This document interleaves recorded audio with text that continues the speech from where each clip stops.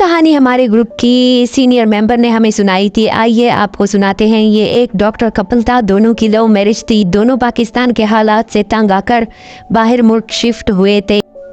फिर लड़कियों को पाकिस्तान में एक अच्छे अस्पताल में नौकरी मिल गई और वो आ गया और यहाँ रहने लगा। और लड़की अभी तक वहाँ थी, उसकी वहाँ पर अच्छी खासी नौकरी थी। दोनों का ख्याल था कि पाकिस्तान शिफ्ट होंगे, लेकिन अभी तक वो एक दूसरे से दूर ही थे, दूर दूर मुल्कों में रह रहे थे। लड़की ने एक दिन अपने शौहर को सरप्राइज देने का सोचा और पाकिस्तान की टिकट लिए और एयरपोर्ट खुशी खुशी पहुंची। वो बहुत खुश थी, खुश ज्यादा इसलिए भी थी कि उसका शौहर उसको देखकर सरप्राइज होकर खुश होगा। पाकिस्तान पहुंचकर टैक्सी में अपने शौहर को कॉल मिलाई, हाल अहवाल पूछा और तरीके से मालूम किया कि आप कहाँ हो।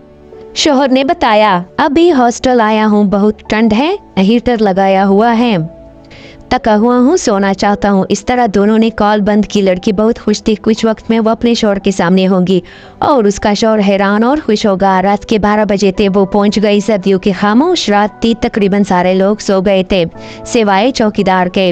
उसने अपने शौहर के कमरे के सामने पहुंचकर सांस लिया और धड़कते दिल के साथ दरवाजे पर दस्तक दी। आगे से खामोशी थी। फिर दरवाजा नॉक किया, थोड़ा सा तेज कि शायद शौहर साहब सो गए, मगर फिर भी दरवाजा नहीं खुला। उसने तेज दस्तक दी, साथ में आवाज भी दी कि मैं हूँ, दरवाजा खोल लो, मगर वैसी ही खामोशी थी। जबकि लाइट जल रही थी और सोच रही थी कि 15 मिनट पहले तो मैंने उससे बात की है, इतनी जल्दी कैसे गहरी नींद सो गए।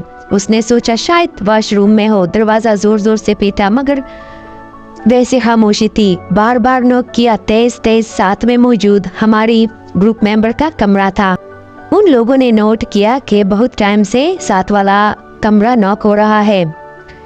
चूंकि उनका शौहर वार्डन था, बाहर सर निकालकर लड़की से पूछा, कोई मसला है? लड़की बोलने लगी, जी मेरे शौहर दरवाजा नहीं खोल रहे, बहुत टाइम से नॉक कर रही हूँ। वार्डन ने साथ आकर आवाज लगाई, डॉक्टर साहब दरवाजा खोल ले।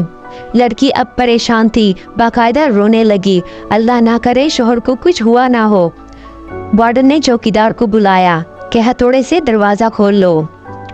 जब 2-3 बार दरवाजा हथौड़े से मारा गया तो किसी ने दरवाजा अंदर से खोल दिया। दरवाजा खुलने के बाद एक अजीब मंजर था। कमरे में उस डॉक्टर के साथ कोई दूसरी लड़की थी और सामने खिड़की पर लगी जाली आधी कट कर बाकी लटक रही थी। चूंकि सख्त लोहे की जाली थी जो चोरियों से नहीं कर सकती थी। खैर, वार्डन और चौकीदार सारा माजरा समझ गए कि ये रूम में किसी लड़की को ले आया है। अब बीवी आ गई तो लड़की को खिड़की तोड़कर बाहर निकालना चाहता था, मगर नामुमकिन था क्योंकि वो तीसरे फ्लोर पर थे।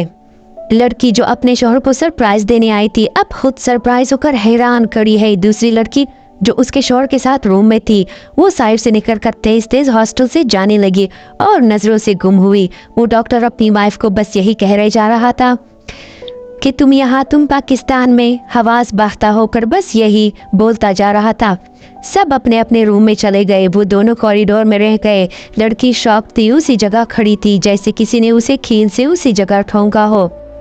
शौहर ने हाथ बढ़ाकर उसका बैग रूम में अंदर करना चाहा तो उसने बैग पीछे खींचा। कुछ देर उसको देखती रही, फिर रवाना हुई मरे हुए वजूद के साथ, मगर कदम तेज तेज ले रही थी। शौहर ने पीछे आवाजें लगाई, सुनो, बात सुनो, वगैरह वगैरह, मगर वो अब गूंगी और बहरी हो चुकी थी, दुनिया से बेखबर।